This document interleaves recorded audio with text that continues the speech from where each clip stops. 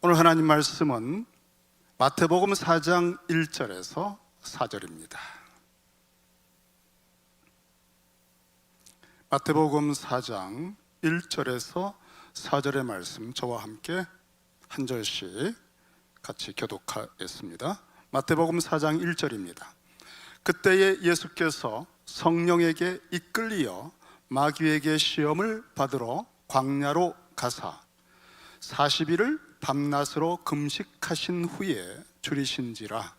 시험하는 자가 예수께 나와서 이르되 내가 만일 하나님의 아들이거든 명하여 이 돌들로 떡덩이가 되게 하라. 함께 읽습니다.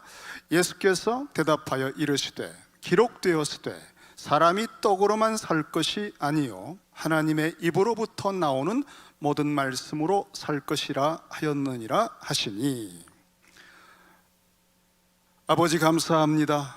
오늘 베들레헴 교회 이 시카고의 기업을 회복하는 아름답고 복된 사명을 받은 교회가 날마다 주시는 주님의 말씀 속에서 힘을 얻고 꿈을 찾고 또 주님이 주시는 인도함을 받는 규례와 법도를 잘 오늘도 행하게 하시고 또 훈련하게 하시고 배워서 열매를 맺히게 하여 주시옵소서. 예수님의 이름으로 기도합니다. 아멘. 예수님은 공생애를 시작하기 전에 광야 40일 동안 금식하셨습니다. 참 이스라엘이신 예수님. 예수님 어린 시절에 애굽에 갔다가 아들을 부르시는 걸 통해 돌아오죠. 그것은 예수님은 걸음걸음이 구약의 이스라엘 민족사를 개인적으로 반복하시며 완성하시는 분이십니다. 참된 이스라엘 예수님께서 40년 동안 광야에 시험을 받았던 이스라엘, 실패하고 정말 좌절하고 하나님의 징계를 받지 않을 수 없었던 이스라엘과는 다르게 그 40년을 40일로 축소해서 응집해서 이제 금식하면서 그 시험을 겪으시는 겁니다. 우리 주님 안에서 과거에 실패했던 이스라엘은 회복을 하고 에덴에서 실패했던 아담도 회복을 할 것입니다. 예수 우리 주님께서 어떻게 시험을 이기셨는가 하는 것은 광야 시험을 겪고 있는 우리들에게도 굉장히 중요한 말씀이 아닐 수 없습니다. 우리는 넓게 보면은 그리스도의 초림과 또 재림 사이, 이 사이는 새하늘과 새 땅, 우리의 임종과 역사의 마지막 요단을 건너 새하늘과 새 땅이 이루어지고 그 영원한 가나안에 들어가기 전까지의 과정이에요. 그리스도의 초림과 재림 사이의 이 기간은, 그래서 신약 성경의 사도행전 7장에서는 요때 우리가 살고 있는 이 시대를 종말이라고 하고 또 광야 교회 시대라고 얘기합니다. 우리는 현재 완전한 가나안 땅에 새하늘과 새 땅을 밟은 사람들이 아니라 광야 교회의 과정을 겪고 있는 사람들입니다. 우는 사자처럼 삼킬 자를 찾는 마귀가 역사하는 시대, 또 우리 속에 남아있는 마치 가나안의 그 족속들과 같은 잔재들과의 싸움, 옛사람의 잔재들과의 영적 싸움들을 끊임없이 해내야 하는, 그래서 업앤다운한 사사기를 거쳐서 아들의 위험찬 얼굴이 우리의 얼굴에 하나님의 형상으로 드러날 수 있도록 성화되어 가는 그런 훈련을 받고 있는 과정입니다. 그래서 우리는 시험을 겪어요. 어떻게 이겨야 되겠습니까? 이미 이기신 주님 안에서 이미 이길 것이지만 그러나 원리를 우리는 잘 배워야 합니다. 우리 주님께서 이제 드디어 세례를 받으시고 하나님 아버지로부터 임한 성령을 받으셨습니다.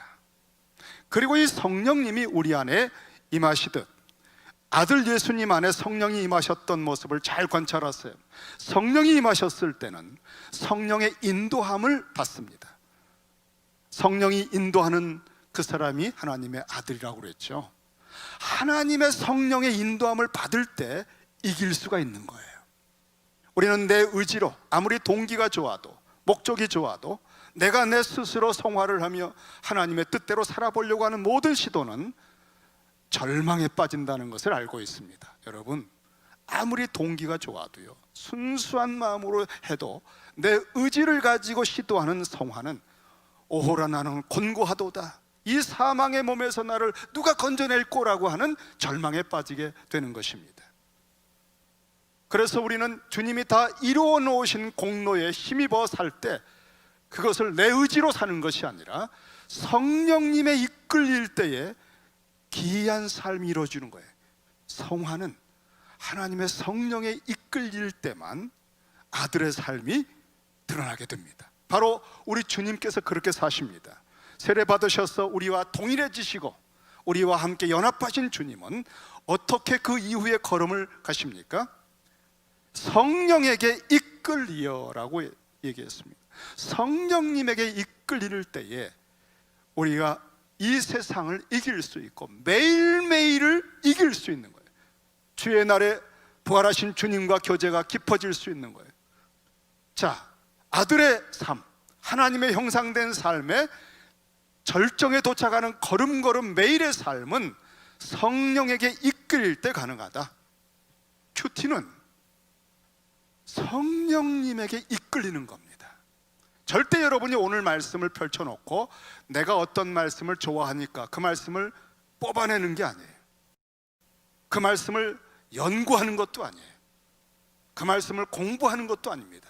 마치 말씀이 임한다고 할 만큼 성령님이 주도적으로 어떤 말씀을 내게 와닿게 하시는 겁니다. 성령님이 열어주시는 말씀, 성령님이 이끌어서 도착하게 하시고 만나게 하시는 말씀을 여러분이 붙드는 것입니다.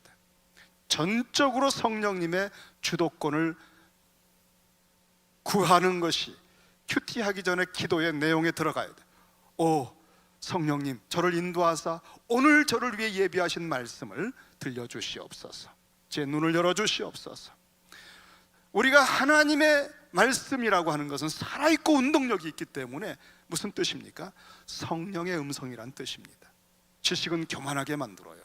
많이 알아도 학위를 따도 사람이 변화되지 않을 수 있습니다. 하지만 성령님의 음성을 들으면 놀라운 변화가 일어납니다. 담대해지고 청명이 생기고 결단을 하게 되고 뭔가를 끊어낼 수 있는 신적 힘이 임하는 것입니다. 성령에게 이끌려 수동태입니다. 우리가 참 미묘하지만 우리 인생은 모두 매 순간순간 성령에게 이끌리는 거예요. 성령의 주도권을 느끼며 가는 것입니다. 자, 내가 스스로 살아가는 삶이 아니라 성령에게 이끌리는 이 미묘한 감각을 여러분이 이제 배워가야 할 필요가 있습니다. 이 성령에게 이끌리면 정말 모든 게 좋아지는 건가? 모든 게 좋을 수는 없지요. 우리가 살고 있는 시대는 새하늘과 새 땅이 아니거든요. 우리 주님께서는 시험을 겪으시기 위해서 성령께서 특별히 모든 인생이 겪고 또 만나고 실패했던 최악의 대상 마귀를 만나십니다. 그리고 최악의 환경 광야를 직면하십니다.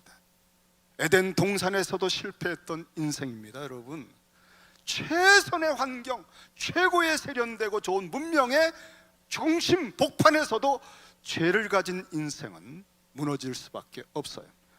이 시대가 세련된 문명과 과학과 기술과 사상과 인간적인 모든 혜택을 받는다는 것이 절대 우리를 보장할 수 없습니다. 우리 주님은 인간의 최악의 환경인 광야에, 최악의 대상인 마귀에, 그리고 그 상태가 최악의 상태, 40일을 굶고 줄인 상태, 이러한 극단적인 데서는 거의 사람들은요 눈이 뒤집힙니다. 인간성이 무너져요. 도적질을 안 하던 사람도 도적질을 하게 되고 심지어 자식까지 잡아먹는 그런 본능의 세계로 빠지게 되는 그 상황까지 주님은 우리 대신 가셨습니다. 성령님의 인도하심이 아니고는 이길 수 없는 갈 수 없는 곳이죠. 성령께서 이끌으셔서 마귀에게 시험을 받게 하셨는데 광야로 가서 40일을 밤낮으로 금식하신 후에 줄이신지라. 40년 광야, 만나를 먹으면서 떡이 없어서 줄이고 배고프고 곤고했던 모든 것을 주님이 철저하게 체득하시고, 여러분, 주님이 여러분이 시험당할 때 얼마나 온전하게 아시는지 몰라요. 우리가 겪었던 것에 수십 배 더 체감을 하시고 예민하고 철저하게 경험을 하셨기 때문에 우리가 시험당할 때 능히 도우실 수 있어요. 주님의 영이, 아들의 영이 우리 안에 계시기 때문에 이길 수 있다는 사실을 여러분 믿으시기 바랍니다. 그리고 그때 적절한 말씀을 생각나게 하십니다.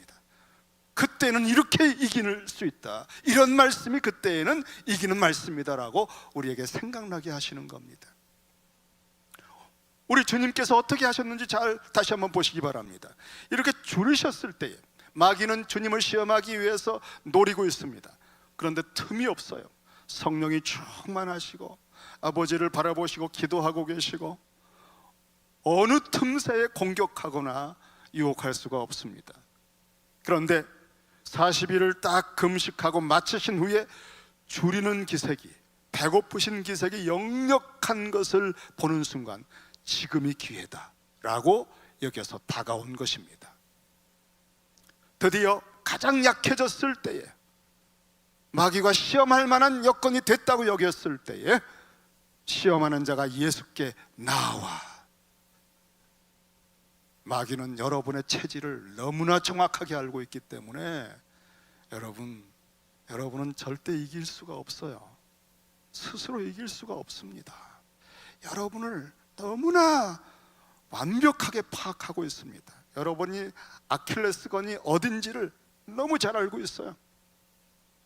우리 주님에게도 기회가 없었는데 줄인 40일 굶고 줄였을 때야말로 정말 인간성이 와해되는, 인격이 파탄되는 동물과 같은 본능이 역사할 만한 그때에 마귀가 나와 접근했습니다. 그리고는 이렇게 말했습니다. 내가 만일 하나님의 아들이거든, 세례받을 때 이는 내 사랑하는 아들이라고 말씀하셨습니다. 내가 만일 하나님의 아들이라면, 이것은 하나님의 아들이 아니라는 것이 아니라 너 하나님의 아들 아니냐, 그런 뜻입니다. 너 하나님의 아들이라고 하지 않느냐, 너 능력이 있지 않느냐. 그렇다면 돌들을 명해서, 이 돌들, 그랬죠. 광야에는요 돌들이 많아요. 동글동글한 꼭 떡과 같아요. 그게 배고픈 사람이 보면 떡과 같은 환상처럼 보일지도 모릅니다. 아이고 떡이 아닌가, 그렇게 말이죠. 목마른 사람이 아스팔트 길에 있는 신기루를 보고 물이 아닌가 하듯이 말이죠. 사막의 신기루에 속듯이 말이죠. 이렇게 거의 정신적으로 극단의 상태가 있는 그때에 이 돌들이라는 말조차도 얼마나 여러분 유혹적인지 모릅니다. 이 돌들로 떡덩이가 되게 하라.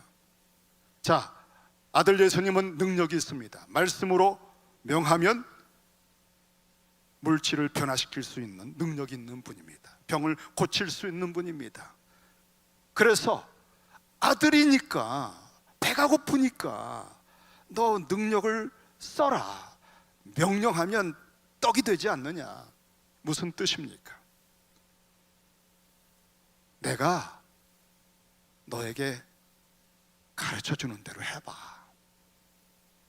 하나님의 뜻대로 한다 이런 것이 아니라, 너 아들이잖아, 너 자유롭게 할 수 있잖아. 그러니까 내 말을 듣고 능력을 써. 배고플 때는 먹어야지. 성욕이 일어날 때는 해결을 해야지. 너 능력이 있잖아. 이 시작은 모든 시험의 시작이에요. 사람은 이러한 유혹 앞에서 무너졌습니다. 에덴에서도 무너지고 광야에서도 무너졌습니다. 이때 주님께서 어떻게 하십니까? 예수께서 대답하여 이르시되, 주님은 직접 말씀할 수 있는 권위가 있는 분이에요. 그런데 오늘은 아담을 대신하고 과거의 이스라엘 민족을 대신해서 또 우리 모든 사람을 대신해서 어떻게 사람이 살았어야 하는지를 보여주십니다. 직접 본인 스스로 명령하거나 생각하거나 어떤 것을 행한 것이 아니라 기록되었으되라고 말씀하셨습니다. 이 말씀은 신명기입니다. 이스라엘 민족사의 공생애를 들어가기 전에 마지막 최종 정리의 말씀, 신명기예요. 우리 주님은 공생애를 시작하기 전에 광야 시험에서 신명기의 말씀을 가지고 마귀의 도전을 무찌르십니다. 옛 이스라엘 위치에 서신 거예요. 아담의 위치에 선 겁니다. 아담이 공생애를 본격적으로 시작하기 전에 선과 악을 알게 하는 나무의 열매를 먹지 말라라고 하는 말씀을 들었죠. 기록되었을 때 하나님의 말씀이 기록이 되어 있습니다. 우리 주님께서 직접 말씀할 수 있는 권위가 있으심에도 불구하고 기록된 말씀을 가지고 말씀을 하셨다는 것을 기억하시기 바랍니다. 여러분, 기록된 성경은 절대 권위가 있습니다. 기록된 성경은 계시의 말씀이에요. 기록된 성경은 성령의 감동으로 된 것입니다. 하나님의 성령의 입김을 불어넣어서 영감이 된 거예요. 우리 주님은 이 기록된 말씀을 철저하게 신뢰하셔요. 주님께서 성경을 대하시는 모습이 바로 큐티를 대할 때 이 생명의 삶에 있는 본문을 대하는 자세입니다. 신명기가 기록되어 있는 5월의 말씀, 신명기의 말씀에 대해서 우리 주님은 하나님의 말씀, 아버지의 말씀, 성령의 영감된 절대 권위의 말씀으로 인정하시고 이 말씀의 권세와 지혜와 모든 기준을 가지고 시험을 이기셨어요. 여러분, 우리는 하나님의 말씀에 근거해서 하나님의 음성을 듣는 법, 큐티를 정말 제대로 배워야 합니다. 우리가 주일에 한 번, 금요일에 한 번 말씀을 듣는 것으로 끝나서는 안 됩니다. 매일매일의 삶에 시험이 오거든요. 내 자신 속에 옛사람의 잔재들이 늘 들끓고 있거든요. 우는 사자처럼 내 밖에서 사단이 충동을 하거든요. 노리고 있거든요. 내가 줄일 때, 내가 약해졌을 때, 피곤해할 때, 짜증을 낼 때, 그리고 마음에 혼란이 올 때에 다가오거든요. 그리고 이렇게 해봐 속삭여 주거든요. 여러분, 우리는 사람의 말들 속에서, 이 시대의 뉴스들 속에서, 문화와 문명의 모든 분위기 속에서 사단의 음성들이 우리의 귓전을 때리는 것을 알아야 됩니다. 그때에 어떤 권위를 가진 음성을 여러분이 찾습니까? 어디에서? 뭔가 하늘에서 뚝 떨어지는 그런 음성. 여러분, 항상 여러분에게 기록된 말씀이 있다는 사실을 아셔야 돼요.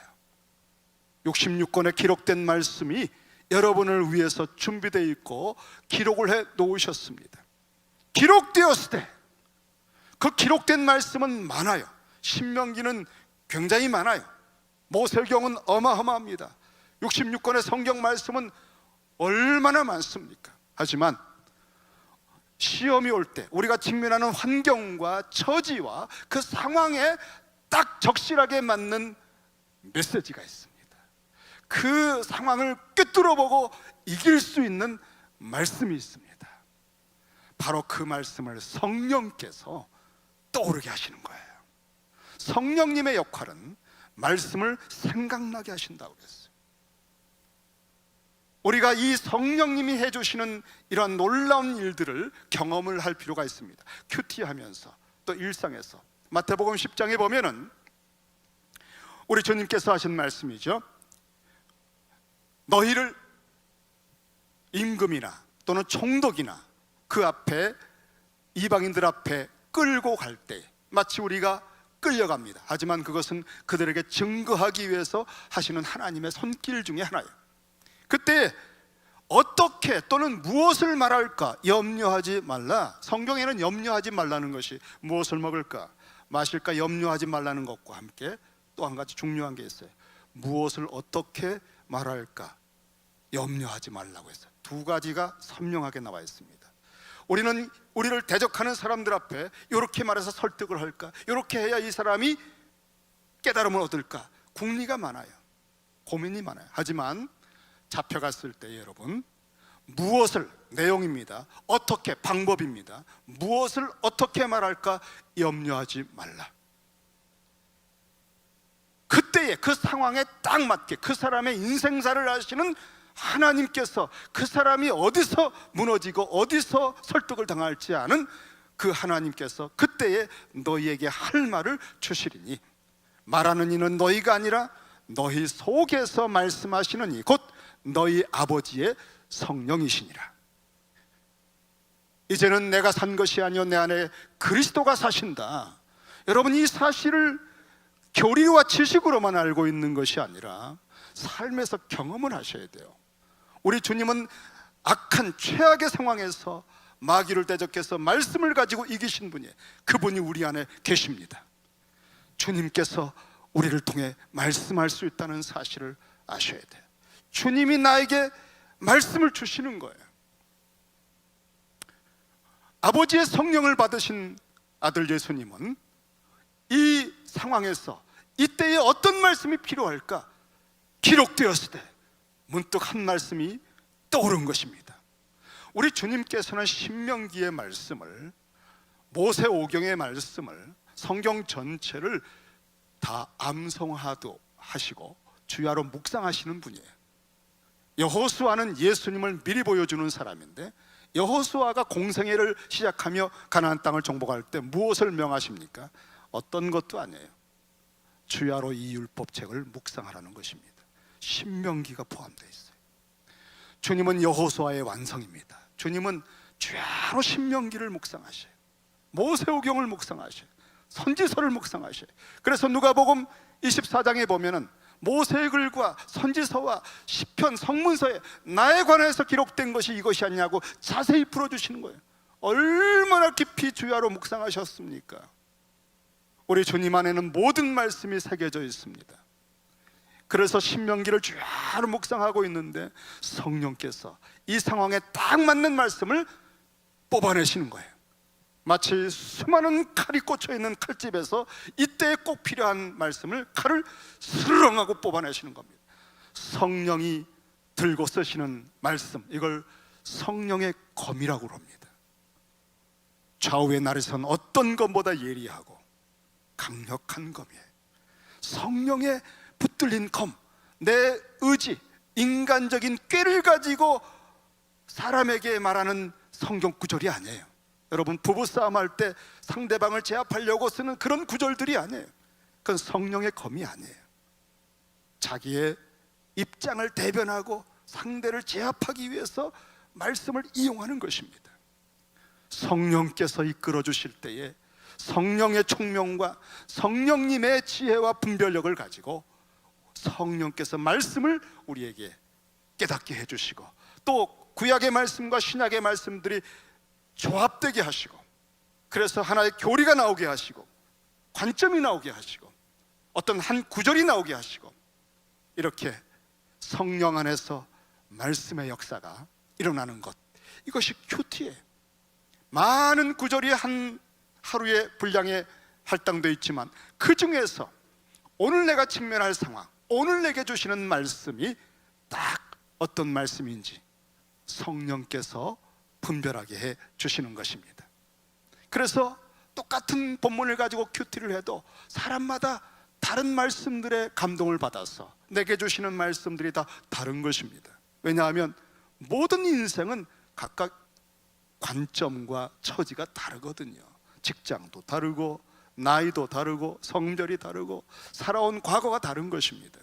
하나님만이 아시는 그 하나님은 알파요 오메가이십니다. 우리 인생 전체를 내다보시고 다음 단계에 필요한 말씀들, 오늘 하루를 직면할 말씀들을 열어주시고 성령 안에서 깨닫게 해주시는 거예요. 그래서 내게 주시는 말씀이 어떻게 분별됩니까? 말씀을 큐티 본문을 읽어갈 때에 와닿는 말씀, 성령께서 내 마음에 탁 터치를 해주시는 말씀을 캐치하세요.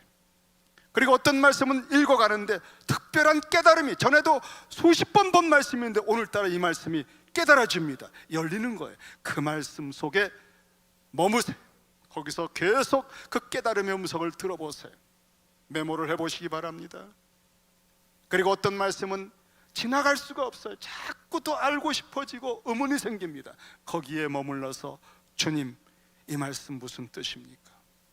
왜 이 말씀이 이렇게 제게 저를 머물게 하지요? 그 속에서 주님은 이제 대화를 시작하실 것입니다. 이렇게 성령님이 여러분에게 터치해 주시고 깨닫게 해 주시고 뭔가 질문을 하시는 말씀들을 붙들고 그날 묵상이라고 하는 것을 하는 것입니다. 자꾸 생각하는 거예요. 성령님 무슨 뜻이죠? 질문하면서 대화하는 것입니다. 살아계신 하나님이기 때문에, 하나님의 아들이기 때문에 능력이 있으니까 마음대로 할 수 있는 것이 아니라 주님은 겸손하게 규례와 법도, 하나님이 정한 규례와 법도 그 기록된 말씀을 가지고 대답을 하셨습니다. 당신을 사람의 위치에 놓으셨습니다. 그리고 말씀하셨습니다. 사람이 떡으로만 살 것이 아니다.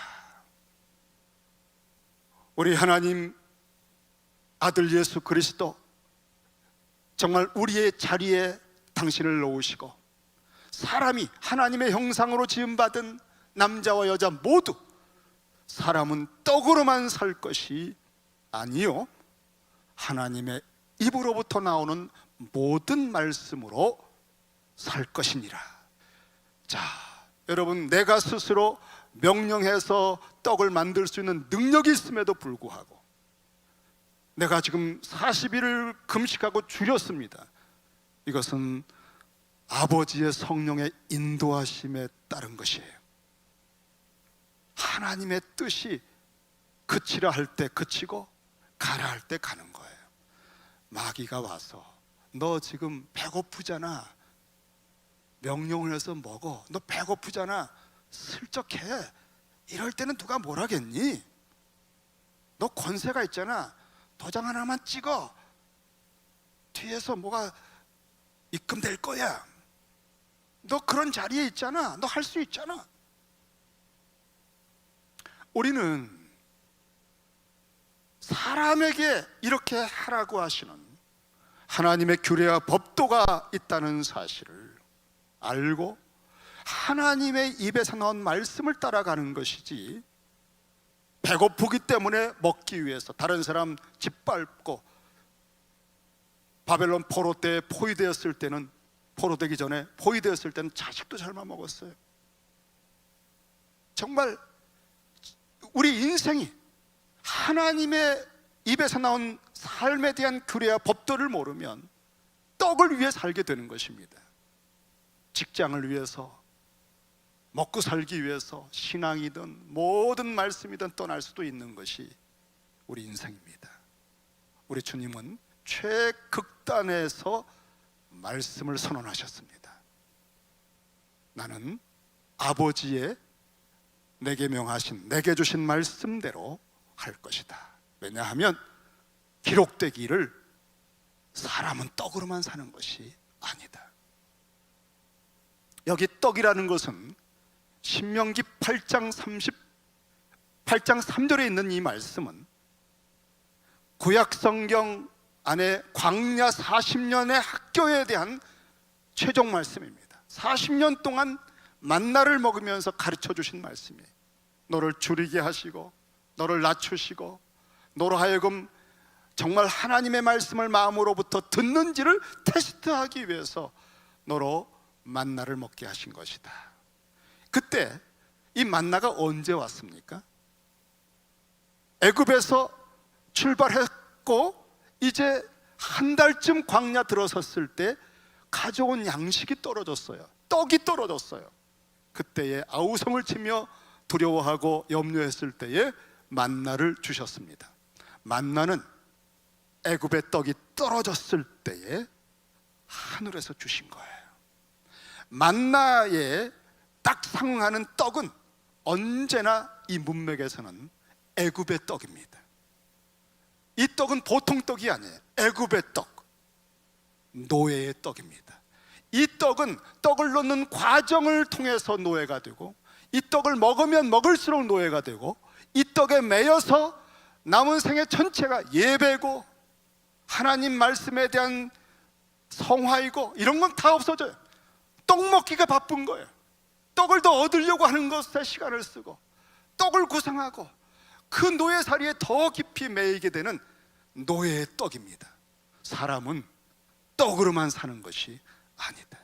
그 떡을 아무리 쌓아두어도, 그 떡을 아무리 오래 먹어도 7, 80, 90대면 죽는 것입니다.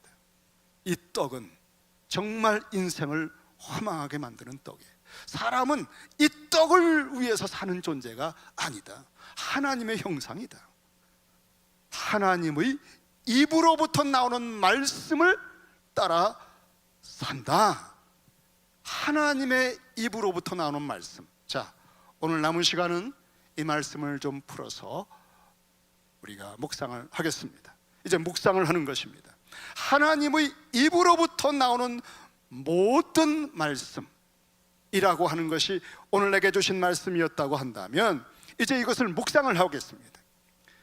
그냥 처음 딱 맞닥뜨렸을 때는 하나님의 입으로부터 나오는 모든 말씀으로 살 것이라, 아주 인상 깊은 말씀이, 인사이트가 있었습니다. 그래, 이거 참 좋은 말씀이다, 그 정도입니다. 하지만 묵상을 하기 시작하면 이 말씀의 세계가 열리기 시작해요. 말씀이 열린다. 자, 우선 보세요. 묵상을 해보겠습니다. 하나님의 입으로부터 나오는 말씀, 이 말씀은 레마란 단어예요. 로고스란 단어가 아니라 레마란 단어입니다. 이 레마라고 하는 것은 사전적인 의미가 살아있는 목소리에 의해서 발설되는 것, 말한 것입니다. 자, 다시 말하면 하나님의 입으로부터 나오는 말씀으로 사는 거예요. 무슨 뜻이죠? 입으로 말하는 것. 제가 지금 입으로 말하고 있어요. 제가 지금 입으로 말하고 있죠. 이게 무슨 뜻입니까? 제가 지금 입으로 말한다는 것은 현재 제가 여기에 살아있다는 거예요. 제가 살아있으면서 생각하고 마음으로 구상하고, 또 이 말씀을 입으로 말하기 전에 일주일 동안 준비를 하고, 말을 하는 것은 마음에 가득한 것을 입으로 말함이라.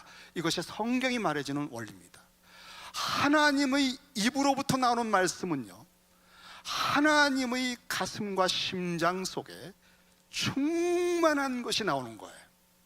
그냥 문득 말하는 것이 아니라, 한 사람에 대해서 내게 주시는 말씀을 주셨을 때는 나의 생애 전체를 통찰하시며 나의 젊은 시절과 이제 앞으로 남은 생애를 어떤 관점에서 살아야 될지, 그 하루의 분량은 과거와 현재와 미래 전체를 아우르면서 하나님의 큰 구속사에 우리가 어떻게 맞물려서 오늘 하루의 삶을 살아야 할지를 마음에 가득한 선으로부터 입으로 말씀해 주는 거예요. 살아계신 하나님께서 성령으로, 살았고 운동력 있는 말씀으로 내 심령에 와닿게 하시고 깨닫게 하시고 교감하게 하시는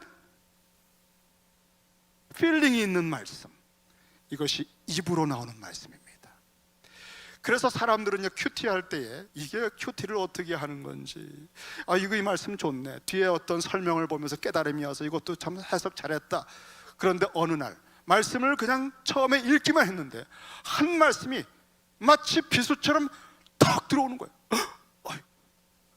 뜨끔하고 가슴이 찔리고, 그 말씀을 무슨 뜻인지 묵상해서 다 헤아리지 못했지만 눈물부터 납니다. 하나님의 입으로부터 나오는 음성을 들은 겁니다. 살아계신 하나님의 임재 앞에 선 거예요. 하나님의 입으로부터 나오는 음성이라고 하는 것은 하나님의 임재가 거기 있다는 겁니다. 이스라엘 백성들이 40년 광야를 통해 배운 신명기 8장 3절의 이 마지막 요약의 말씀은 너희가 지나온 광야 40년 동안에 걸어왔던 광야길을 기억해라. 그 모든 구비구비마다 어떠한 하나님의 역사가 있었느냐, 그리고 광야 40년 동안에 하나님은 어떤 분이시냐. 너희들이 시내산에 도착했을 때에 시내산에 불이 붙어서 그 장엄한 광경 속에서 신이 육성으로 십계명을 쩌렁쩌렁 말씀하실 때 너희들은 듣다가 죽을 줄 알고 공포감에 떨면서 대신 모세를 통해 들려주시라고 해서 그 말씀을 들었던 체험을 했지 않느냐. 하나님의 입으로부터 나오는 말씀. 그래서 이제는 모세를 통해 들려주시는 거예요. 모세가 설교를 하는 게 하나님이 모세라고 하는 사람을 대신해서 입으로 말씀하시는 신명기입니다. 너희들은 내 말을 들어라. 하나님의 말씀을 들어라. 여러분, 칼빈은 말했어요. 설교자를 세워서 하나님이 그 입으로 말씀하신다. 굉장히 중요한 것입니다. 여러분, 주일에 부활하신 주님이 세운 설교자 입을 통해서 말씀을 하셔요. 그리고 큐티할 때에는 부활하신 주님이 임마누엘로 임재하셔서 여러분에게 말씀을 하셔요. 그래서 그 말씀이 하나님의 입으로부터 여러분에게 임하는 것입니다. 말씀은 살아있고 운동력 있다고 했잖아요. 좌우의 날에선 어떤 검보다 예리하다고 그랬잖아요. 그래서 여러분의 혼과 영과 골수까지 파고들면서 여러분이 숨기고 싶고 내면하고 싶고 덮어두고 싶은 마음의 깊은 내면의 옛 과거까지 문득 떠올라서 눈물이 나는 것입니다. 비수 같은 말씀이 하나님의 입으로부터 여러분에게 임하는 사건이 큐티입니다. 성경 공부가 아니고요, 연구하는 게 아니고요, 하나님의 임재 앞에서 하나님이 나를 향해서 주시는 말씀을 듣는 것입니다. 제가 5월달 첫날에 큐티를 하면서 너희가 이제 들어가는 그 땅에서, 하나님이 주신 땅에서 평생에 이 규례와 법도를 지키라, 이 한 말씀이 제게 주신 말씀이에요. 베들레헴 교회 성도들에게 이렇게 귀한 큐티라는 것을 이미 주셨는데 이거를 소홀히 하고 이 규례와 법도의 그 무궁한 가치를 알지 못하게 했던 저 자신에 대한 주님의 책망을 듣고, 그래서 들어가는 땅에서 모든 우상들을 먼저 다 제거해버려라. 첫 번째. 그 다음에 하나님이 택한 장소에서 예배를 드려라. 그것이 뭡니까? 제게 주시는 말씀이 이렇게 들려옵니다. 성도들의 마음속에 있는 옛 잔재들, 살아오면서 평생에 빚어서 깎아 만든 우상들, 그런 음욕들, 그런 상상들, 그런 습관들, 그런 뇌회로들을 다 척결해버리도록 매일매일 하나님의 임재 앞에서 내게 주시는 말씀의 힘으로 이기게 하라. 성도들을 성화시켜라. 그리고 진정한 예배자를 중심으로 초점을 맞추어 경배케 하라. 다시 큐티를 날선검처럼 그들의 손에 들려주어라. 저는 오늘 새벽에 큐티하면서 제게 주신 말씀을 들은 게 그거예요. 저는 미국에 큐티 천만운동 본부장으로 왔던 사람이에요. 세계를 다녔습니다. 세계를 너무 많이 다녀서 어디 갔는지도 이젠 기억을 못해요. 그런데 정작 본인이 목회하는 이 교회에서는 뭐가 그렇게 바쁜지, 오늘 주님께서 저희 교회에 주시는 정말 귀중한 것을 회복하라고 하시는 말씀을 저는 듣고 오늘 이 강의를 여러분과 나누고 있습니다. 하나님의 입으로부터 나오는 말씀이에요. 살아있는 말씀입니다. 이 말씀은 이 가치가 엄청납니다. 이 말씀을 통해서 벌거벗은 듯이 드러나기 때문에 내면적인 치유가 일어나고 회복이 일어나는 거예요. 눈물이 나는 거예요. 그리고 용서할 수 없었던 사람들을 큐티하고 나서 용서할 수 있게 되는 거예요. 그리고 회복이 일어나는 거예요. 깨달음이 오는 겁니다. 그렇게 권위 있는 무슨 세미나를 갔다 와도 변화되지 않는 딱딱한 마음이 하루 큐티했는데 다시 말씀의 검을 붙들고 일어서게 하는 것입니다. 왜냐하면 임재하신 하나님께 들었거든요. 여러분, 하나님께서 그 입으로 임재하셔서 말씀할 수 있다는 사실을 믿으셔야 돼요. 그래야 큐티가 되는 거예요. 저는 뭘 결정하려고 했을 때 너무나 답답한데 어떤 말씀이, 적당한 말씀이 뭔가 자꾸 떠올라요. 그게 어디 있어요. 어느 구절에 있어요. 근데 어디 있는지 모르겠어요. 거의 찾은 것 같아요. 주님이 인도해 주셨어요. 근데 너무나 찾고 싶은데 알 수가 없어요. 그때 물었습니다. 여러분 많이 들으셨죠? 주님 그 말씀 어딨죠? 출애굽기 34장 선명하게 제가 들었어요. 34장을 찾아서 24절을 발견했습니다. 정확한 말씀. 그 병행 구절이 2개 있는데 토시가 달라요. 제게 주신 말씀은 바로 그 정확하게 토시가 맞는 말씀. 여러분, 우리 안에 계신 성령께서 말씀할 수 있다는 사실을 믿어야 큐티가 됩니다. 저희 어머니는 평생 한 번 체험을 했어요. 그 다음에 그런 일 없어요. 예수 처음 믿을 때 제가 교회 나간다고 저를 좀 미워하시고, 그렇게 미워하진 않으셨지만 제가 장손이기 때문에 제사도 안 지내고 참으로 미래가 암담하고 불교를 믿으시고 집안 망할까 봐 걱정하실 때에 주님이 부르셨습니다. 딱 2마디예요. 요한복음 3장 16절, 빌립보서 4장 부엌에서 설거지 하시는데 그 2마디를 듣고 개종을 하셨습니다.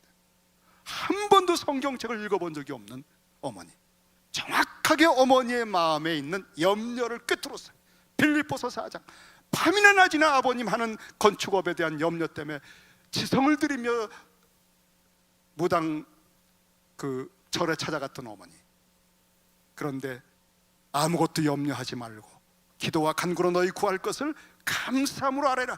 그 빌립보서 4장 말씀을 붙들고 새벽마다 기도하신 사람으로 변화가 된 것입니다.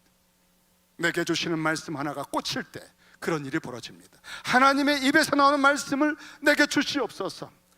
제가 어떤 책을 읽었는데요, 사실은 재작년에 저희 수련회 강사로 모실까도 생각했던 분입니다. 그 목사님은 서울대 수학과를 나오시고 대학원에서도 수학을 서울대에서 전공하시고 버클리에서 수학으로 박사를 따셨어요. 그런데 부르심을 받았습니다.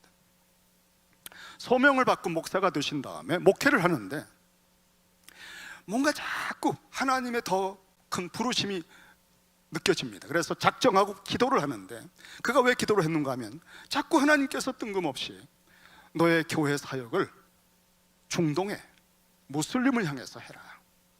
너는 그 다니엘처럼 일을 해라. 바벨론에서 총리를 하면서 그 이방의 한복판에서 하나님을 증거했던 다니엘처럼 그 무슬림들을 위해서 사역을 해라. 한국에 교회가 있을지라도 그들을 선교해라. 자꾸 그런 감동이 오니까 이건 너무나 힘든 거예요. 그래서 작정하고 기도하는데, 이런 내가 다니엘이 되고 이런 하나님의 감동은 너무나 낯설고 이게 정말 맞는 건지 하나님 확인시켜 주십시오. 저는 이런 거 좀 해본 적 없는 사람입니다.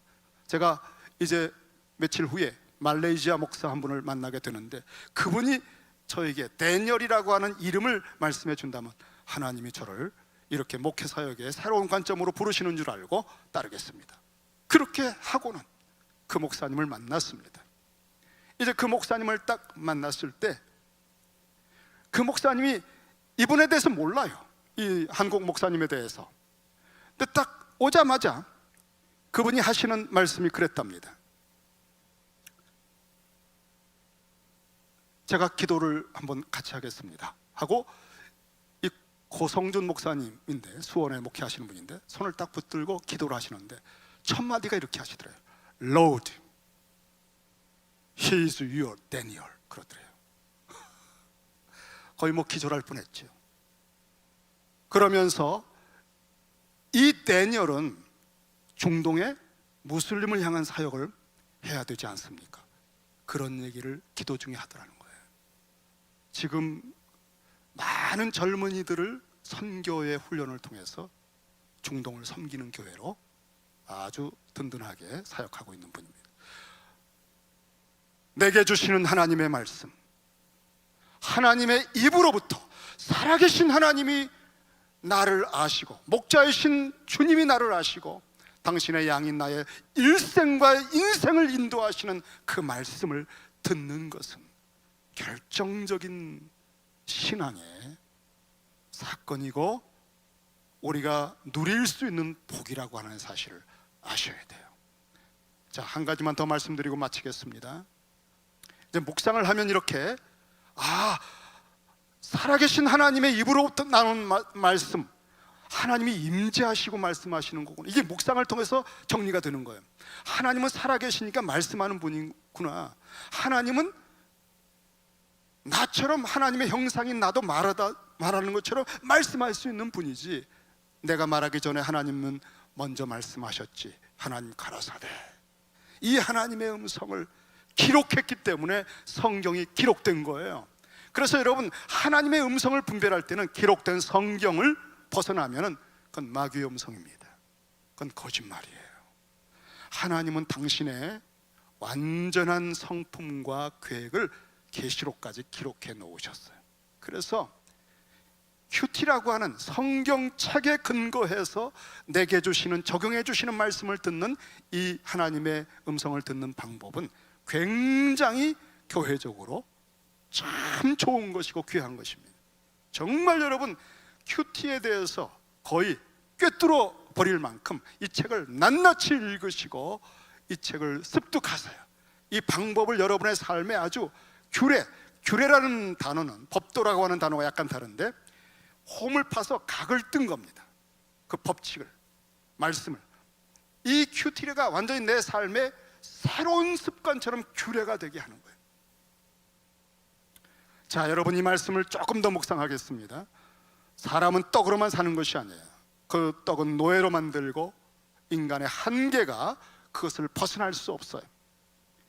하나님의 입으로부터 나오는 말씀, 지식이나 연구나 공부가 아닙니다. 임재하신 하나님으로부터 듣는 말씀. 오늘 나를 향해서 하나님이 마음에 가득한 것, 나를 향해서 가득한 선한 계획, 그것을 들려주시는 말씀으로 산다. 이 삶은 떡을 먹어서 내가 사는 것이 아니라 하나님의 계획을 이루면서 사는 삶, 하나님의 입으로부터 나오는 언약을 들어서 지키며 사랑하며 사는 삶, 하나님과의 관계 속에서 사는 삶, 이것을 영생이라고 그러죠.